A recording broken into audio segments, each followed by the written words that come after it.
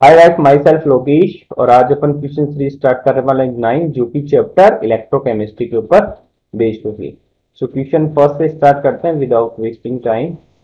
देखिए अपने पास फर्स्ट क्वेश्चन है, electrolysis can be use to determining atomic masses. ठीक है। And a current of 0.55 ampere and the deposit of mass कितना दे रखा है ऑफ मेटल्स।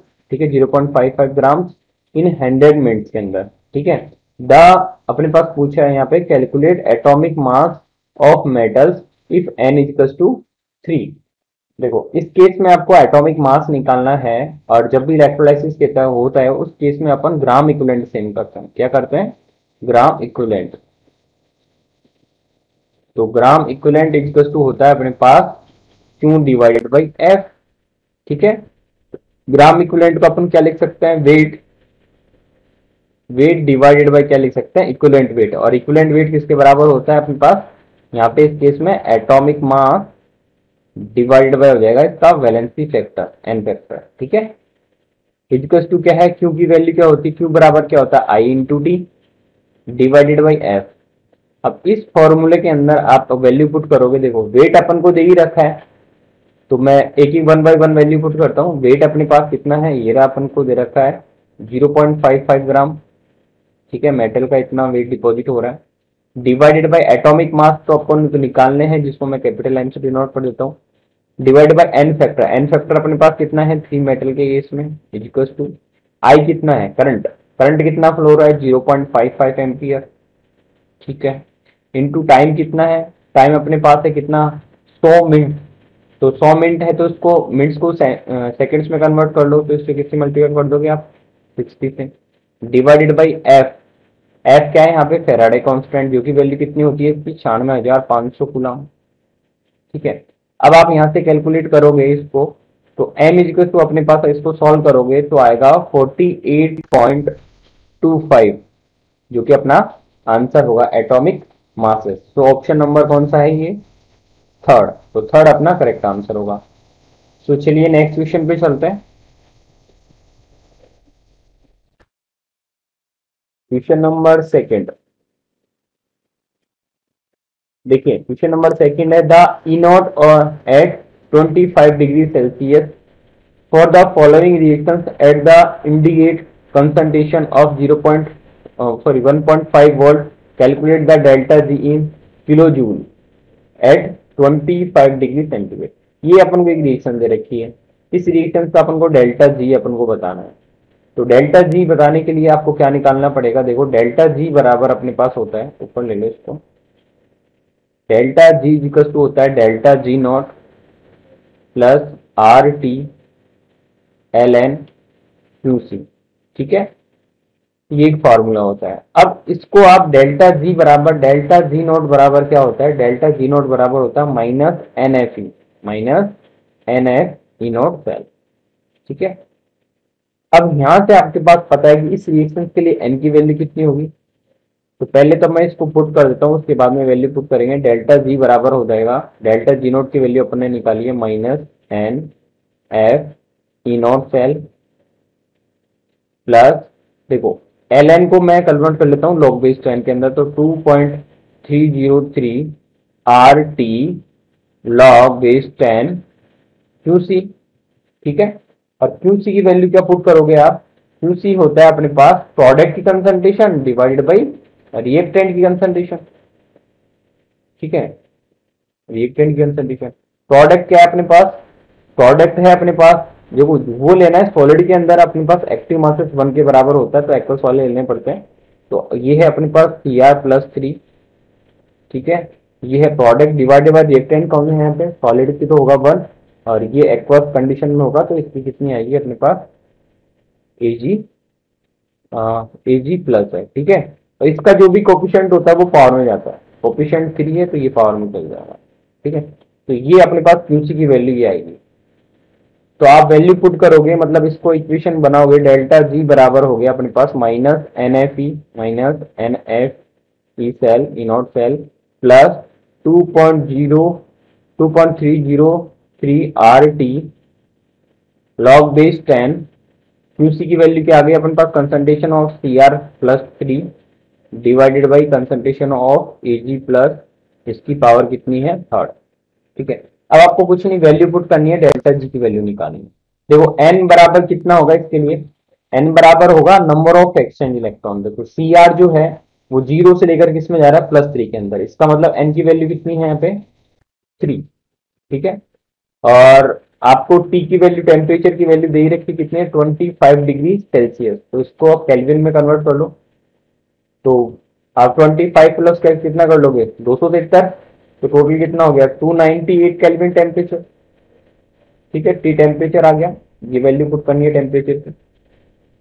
और अपने पास आर की वैल्यू तो आपको पता ही है, आर की किसमें, जूल की यूनिट में पुट करो तो 8.314। ठीक है, joule mole inverse and kelvin inverse. ठीक है, आर की वैल्यू ये है अपने पास। उसके बाद में किसकी रिक्वायरमेंट है, एन एफ का आपको पता ही है कितना होता है, 96,500 कूलम। ठीक है, उसके बाद में आपके पास इनोट सेल, इनोट सेल आपको निकालना पड़ेगा। अच्छा, इनोट सेल का दे रखा है अपन को रिएक्शंस के लिए इतना ये रहा। तो इनोट सेल बराबर अपने पास कितना हो गया, 1.5 वोल्ट।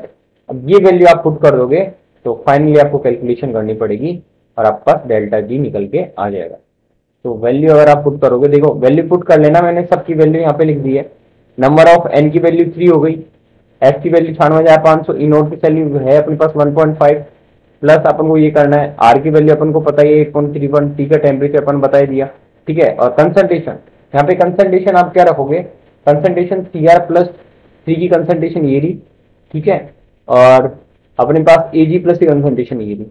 तो इनकी कंसंट्रेशन की वैल्यू पुट करोगे तो फाइनल आप कैलकुलेट करोगे तो आंसर आएगा अपने पास फोर्थ ऑप्शन। अगर किसी का आंसर नहीं आ रहा हो तो एक बार कमेंट कर देना, आंसर आएगा इसका फोर्थ। ठीक है, तो चलिए नेक्स्ट क्वेश्चन पे चलते हैं।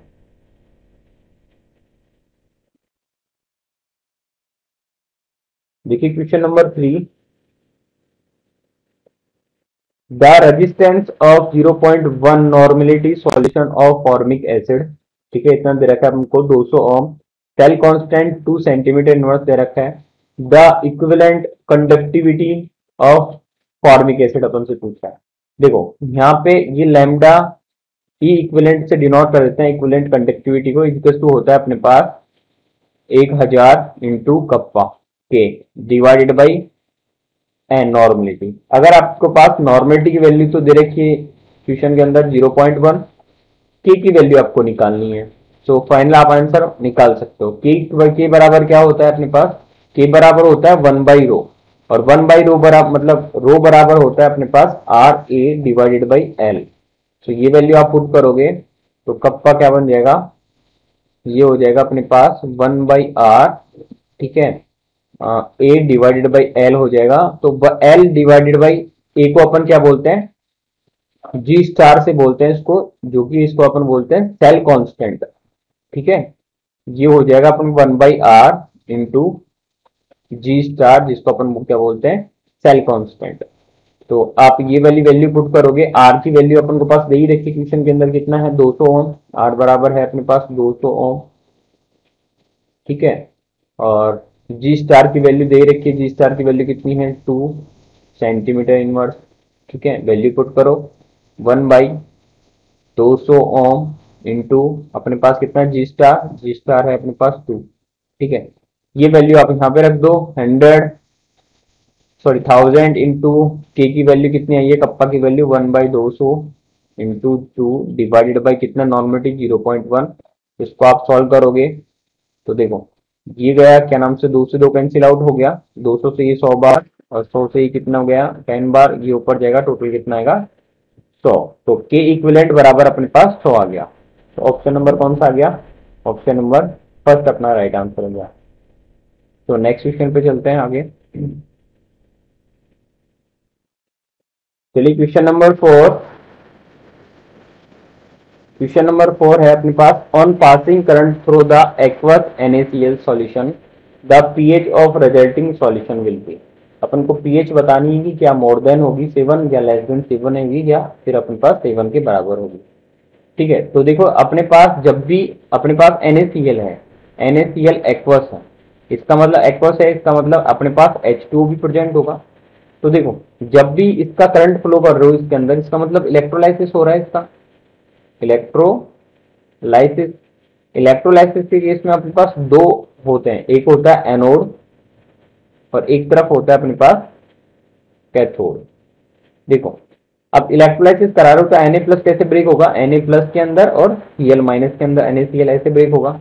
ठीक है, H2O कैसे ब्रेक होगा, H+ एंड OH- आयन के अंदर। ठीक है, तो प्लस पॉजिटिव वाले आयंस इस तरफ है, नेगेटिव वाले आयंस मैं एक साथ ले लेता हूँ। अब देखो, एनोड है, एनोड पे मोस्टली क्या होता है, मोस्टली क्या 100% ऑक्सीडेशन होता है, लेकिन इसको जनरल अपन पॉजिटिव चार्ज लेके लेके चलते हैं। पॉजिटिव चार्ज तो इस पे कौन सा आएगा, नेगेटिव वाले आयंस आएंगे, मतलब एक तो Cl- आएगा और एक OH- आ सकता है। ठीक है, इस तरफ देखो कैथोड है, कैथोड पे अपन इसको जनरली नेगेटिव साइन से लेके चलते हैं, तो नेगेटिव वाले पे कौन अटैक करेगा, ये पॉजिटिव वाले अटैक होंगे, तो Na+ और H+ आयंस आएंगे। अब बात ये आती है कि ये इलेक्ट्रोलाइसिस के अंदर कौन सा पार्टिसिपेट करेगा। एनोड पे ऑलवेज क्या होता है, ऑक्सीडेशन। तो ऑक्सीडेशन के अंदर कौन सा पार्टिसिपेट करेगा, देखो ऑक्सीडेशन के अंदर यहाँ पे Cl- पार्टिसिपेट करेगा, जो कि Cl2 गैस बनाएगा। बात करें यहाँ पे कैथोड के ऊपर, तो कैथोड के ऊपर एक है Na+, एक है H+। इनमें से कौन सा पार्टिसिपेट करेगा, यहाँ पे H+ पार्टिसिपेट करेगा, जो कि H2O से आया है।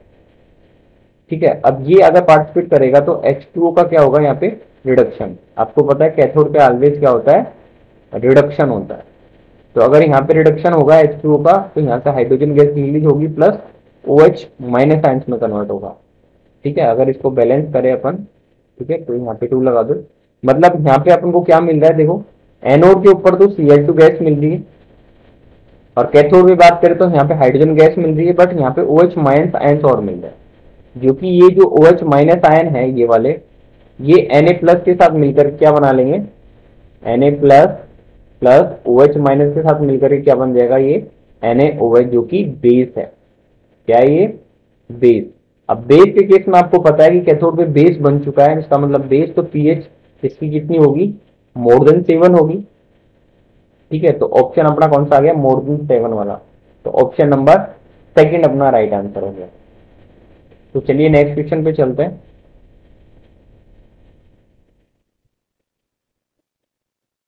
क्वेश्चन नंबर है अपने पास 6।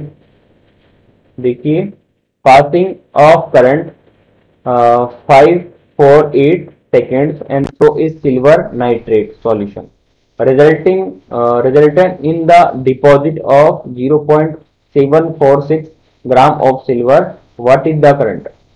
यानी फिर अपने पास इलेक्ट्रोलाइसिस का केस आ गया, तो इस केस में अपने पास क्या करना है, ग्राम इक्विवेलेंट सेम करना है, ग्राम इक्विवेलेंट।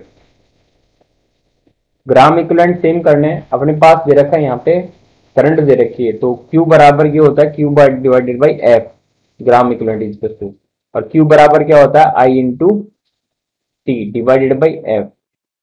तो ग्राम इक्विवेलेंट कैसे निकालोगे, gram equivalent weight divided by atomic atomic mass divided by उस एटम का जो भी होगा उसका वैलेंसी फैक्टर। इस केस में कौन है यहाँ पे, सिल्वर। वैलेंसी फैक्टर कितना होगा इसका, जो भी है यहाँ पे लेना है अपन को। अब देखो इस फॉर्मूले का अपन यूज करेंगे। अब यहाँ पे अपन को वेट तो दे रखा है, कितना डिपॉजिट हो रहा है, ये रहा। ठीक है, तो वेट पुट करो, वेट है अपने पास, फॉर्मूले में पुट कर रहे हैं, 0.746 है, इतना ग्राम है, divide by atomic mass. Silver का एजी का एटॉमिक मास कितना होता है, अपने पास होता है 108। ठीक है, याद रखना है आपको 108 डिवाइड बाई वैलेंसी फैक्टर। एजी आपको पता है +1 में मिलता है, इसका मतलब इसका वैलेंसी फैक्टर कितना हो गया, एन फैक्टर कितना हो गया इसका 1। एन फैक्टर इसका कितना है 1 इजिकल्स टू आई। करंट कितना दे रखा है, देखो करंट, करंट है अपने पास कितना है, किस तरफ गया, अच्छा करंट तो आपको निकालनी है, तो आई इंटू टी, टाइम कितना है, टाइम है अपने पास 548 सेकेंड्स डिवाइडेड बाई एफ कितना होता है 96,500 कूलम। ठीक है, इसको आप सॉल्व करोगे, आई करंट बराबर अपने पास कितना आएगा यहाँ पे 1.22 एम्पियर। ठीक है, तो ये हो जाएगा अपने पास option number first right option हो जाएगा। ठीक है, तो चलिए नेक्स्ट क्वेश्चन पे चलते हैं।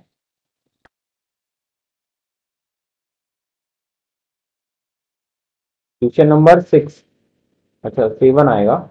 ठीक है, जो भी है 6 से 7 देख लेना एक बार, 7 है आई थिंक। अच्छा देखो, इफ द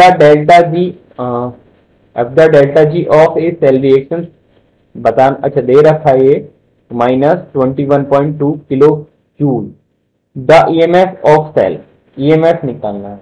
तो देखो डेल्टा जी बराबर होता है अपने पास -NF ई सेल, ठीक है।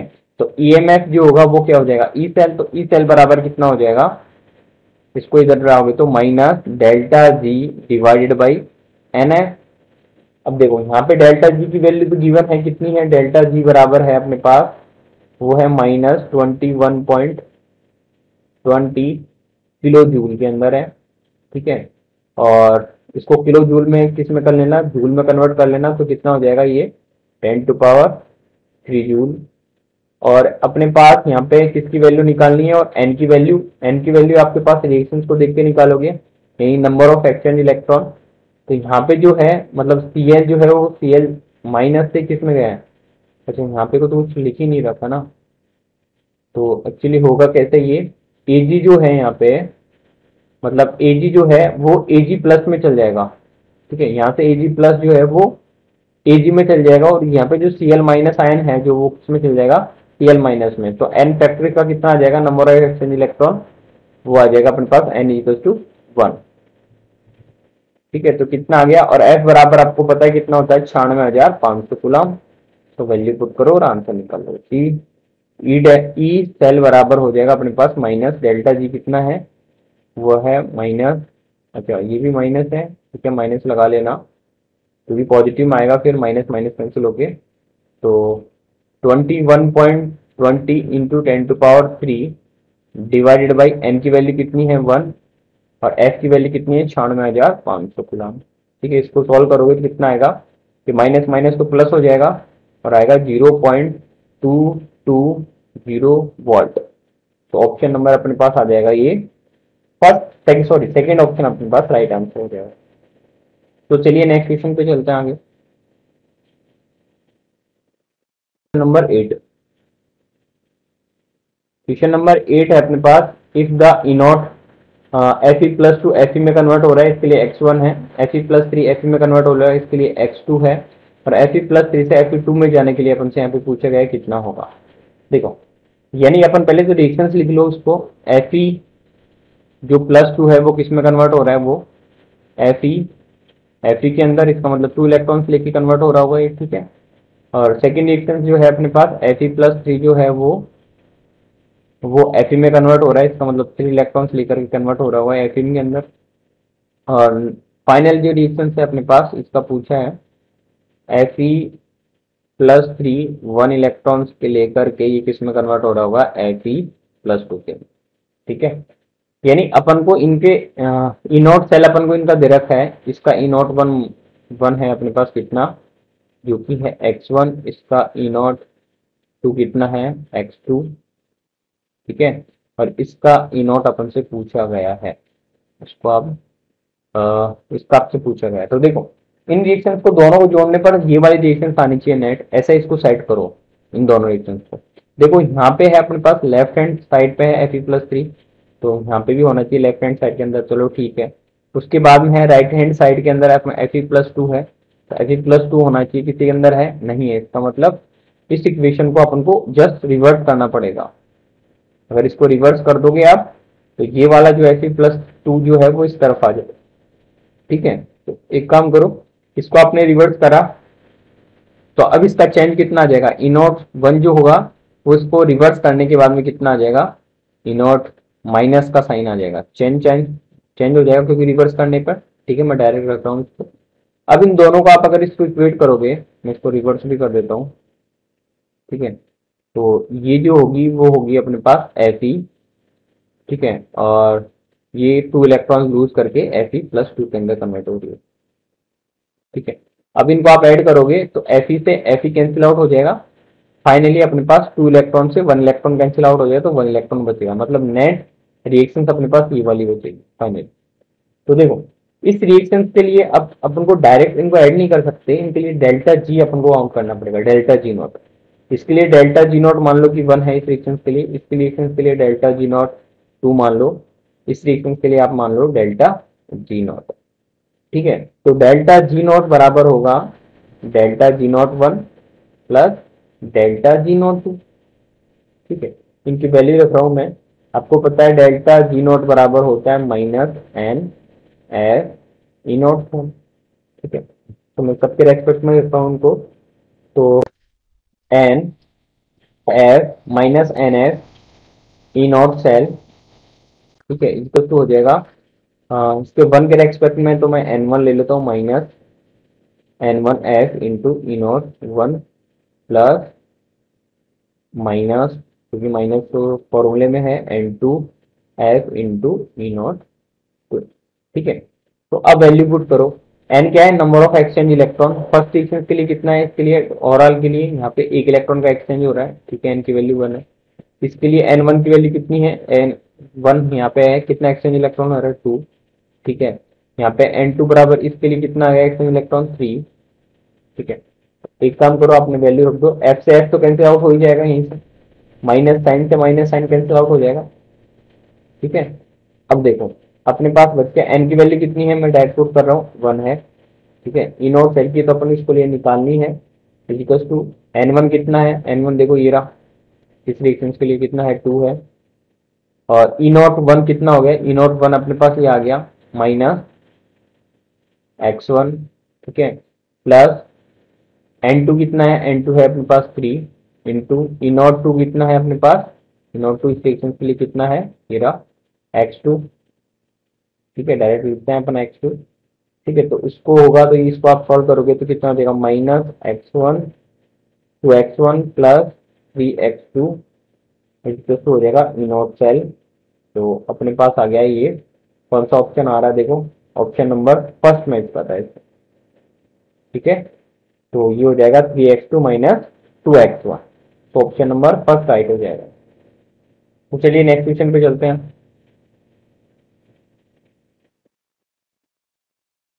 क्वेश्चन नंबर 9,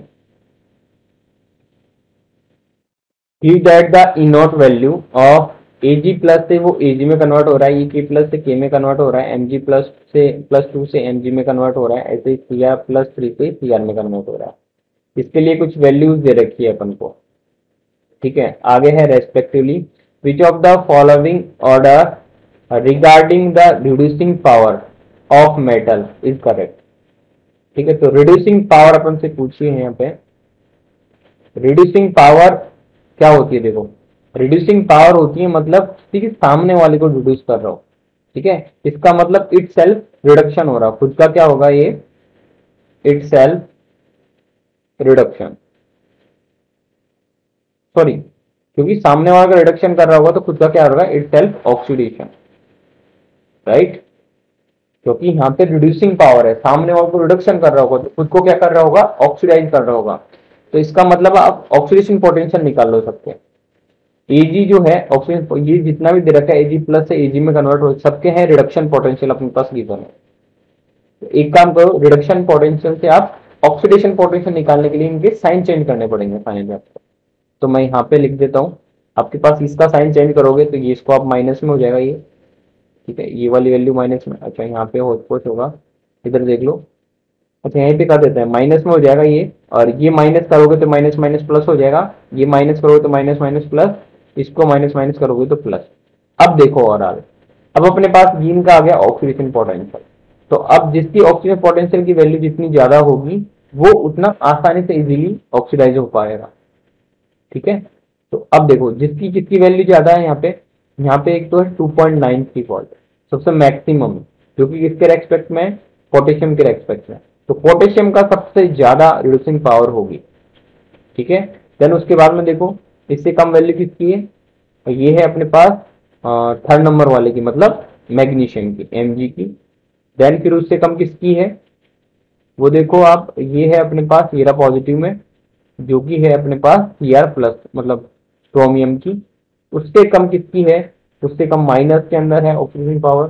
ठीक है, तो ये आएगा अपने पास Ag। ठीक है, तो ये अपने पास ऑर्डर सेट होगा। तो ऑप्शन चेक करो, ऑप्शन कौन सा है ऑर्डर, ये तो ऑर्डर अपने पास आ जाएगा ऑप्शन नंबर सेकेंड।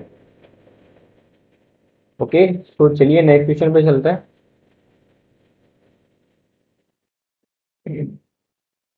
तो चलिए क्वेश्चन नंबर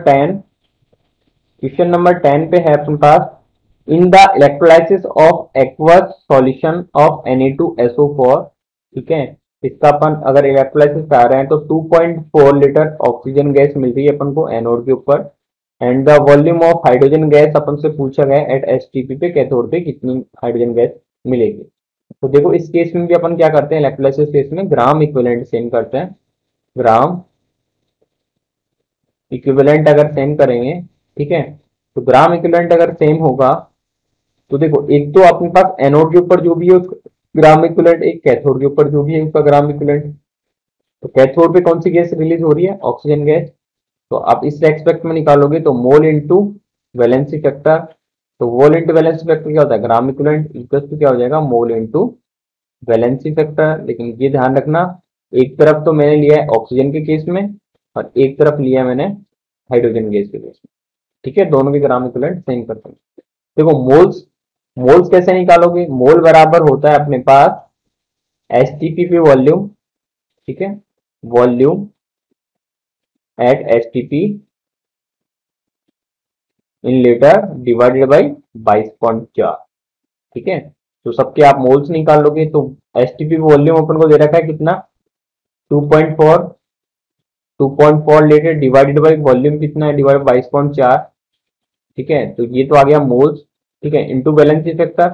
अब ऑक्सीजन का वैलेंसी फैक्टर कितना होता है, 4, ध्यान रखना ऑक्सीजन का वैलेंसी फैक्टर होता है अपने पास 4, ठीक है, तो इसको 4 से मल्टीप्लाई कर दो, इजिकल्स टू हो जाएगा मोल, आप किसका निकालना है, हाइड्रोजन के, तो यहाँ पे आपको डायरेक्ट निकालना है वॉल्यूम। अच्छा वॉल्यूम पूछा ही है तो एक काम करो, मोल इजिकल्स टू होता है वॉल्यूम एट एसटीपी, जो कि अपन को फाइंड आउट करना है, तो वी मान लो डिवाइडेड बाई 22.4, ठीक है, इंटू वैलेंसी फैक्टर कितना होगा हाइड्रोजन का, वो हो जाएगा अपने पास कितना, हाइड्रोजन के रेस्पेक्ट में 2, ठीक है। अब इसको आप सॉल्व करोगे तो ये 22.4 से 22.4 कैंसिल आउट, 2 से ये कैंसिल आउट कितनी बार, 2 बार, ठीक है, तो इसको आप सॉल्व करोगे तो कितना आ जाएगा, 4.8 लीटर, ये आ गया hydrogen gas, 4.8 litre, option number अपने पास हो जाएगा fourth right answer.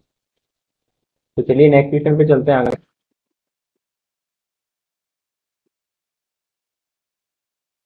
Question number 11,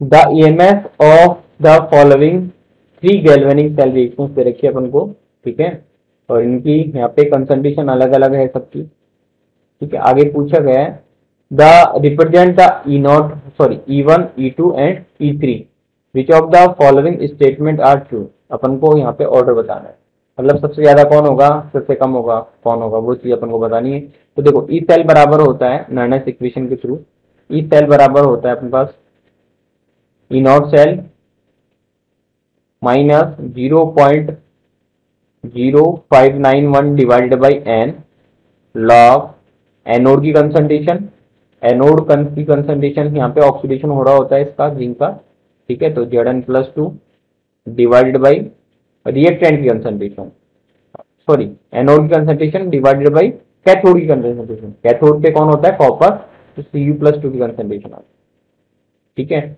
अब आपको अगर ई सेल अगर इसका कितना बड़ा होगा, तो देखो ई सेल बड़ा होने के लिए अपन को ई नॉट सेल तो सबके लिए फिक्स है क्योंकि गैल्वेनिक सेल एक है, फिक्स है इसके लिए, ठीक है। एन की वैल्यू सबके लिए फिक्स है हर एक रिएक्शन के लिए, क्योंकि यहाँ पे एन की वैल्यू सबके लिए कितनी आएगी 2, ओके।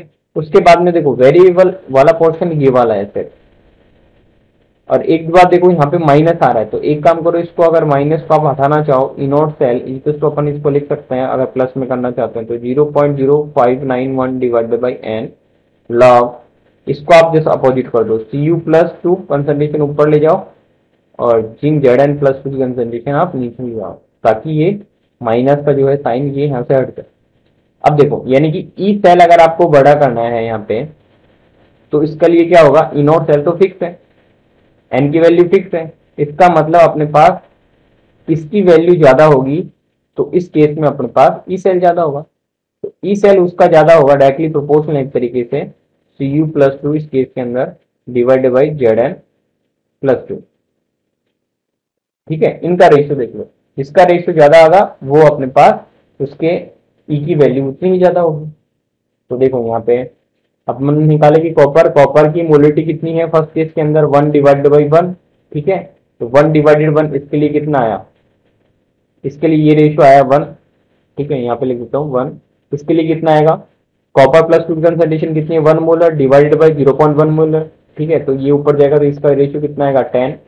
इसको आप देखोगे तो ये है 0.1 डिवाइडेड बाई 1। ठीक है, तो 0.1 10⁻⁻1 आएगा ये तो। ठीक है, तो कौन सा ऑप्शन, मतलब कौन से वैल्यू ज्यादा आई, 10 वैल्यू ज्यादा आई है। ठीक है, तो 10 वैल्यू ज्यादा आई है, इसका मतलब अपने पास E2 की वैल्यू ज्यादा होगी।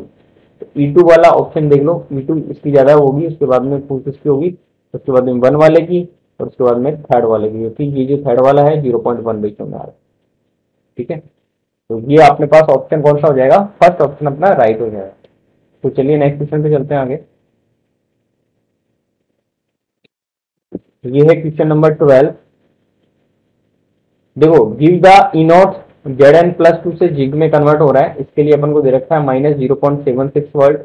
Cu+2 से कॉपर में कन्वर्ट हो रहा है, इसके लिए दे रखा है 0.34 volt. Which of the following reaction spontaneous. ठीक है, अपन को बतानी कि कौन सी रिएक्शन स्पॉन्टेनियस होगी। अब देखो इसका जो हो रहा है, मतलब जिंक जो आ रहा है, जिंक+2 में जा रहा है, मतलब जिंक का ऑक्सीडेशन हो रहा है और कॉपर का रिडक्शन हो रहा है, एक के अंदर जैसा पॉजिटिव हो रहा है। ठीक है, अब देखो कैसे चेक करोगे, मतलब यहाँ पे Zn+2 से जिंक में जा रहा है, तो इसका मतलब रिडक्शन हो रहा है यहाँ पे, और रिडक्शन के लिए नेगेटिव में है इसकी वैल्यू। तो एक काम करो, नेगेटिव में आप पॉजिटिव में कन्वर्ट करोगे तो इसका मतलब क्या हुआ, ई नॉट Zn जो है वो Zn से Zn+2 में जाना चाहता है, तो कितना हो जाएगा, प्लस हो जाएगा, माइनस से 0.76 वोल्ट। ठीक है, इसका मतलब इसका क्या होना चाहेगा, ऑक्सीडेशन होना पाएगा, ऑक्सीडेशन ही होगा इसका। ठीक है, इसकी बात करते तो ये रिडक्शन दे रखा है, Cu+2 से Cu में जा रहा है। ठीक है, जो कि रिडक्शन हो रहा है, इसका रिडक्शन पोटेंशियल है जो कि पॉजिटिव में है, इसका मतलब इसका क्या होना चाह रहा है, ये रिड्यूस होना चाह रहा है, रिडक्शन होगा इसका। ठीक है, तो उस केस में देख लो कि इसका जिंक का हो रहा होगा ऑक्सीडेशन और कॉपर+2 का क्या हो रहा होगा, रिडक्शन। इसका मतलब अपने पास कौन सा स्पॉन्टेनियस प्रोसेस हो सकता है, स्पॉन्टेनियस प्रोसेस के लिए ऑप्शन अपने पास फर्स्ट डिफरेंस राइट हो गई। आई होप आपको ये वीडियो पसंद आई होगी, अगर वीडियो पसंद आई हो तो लाइक कर देना और शेयर करना ज्यादा से ज्यादा। ठीक है, तो मिलते हैं नेक्स्ट वीडियो में, तक के लिए टेक केयर, बाय बाय।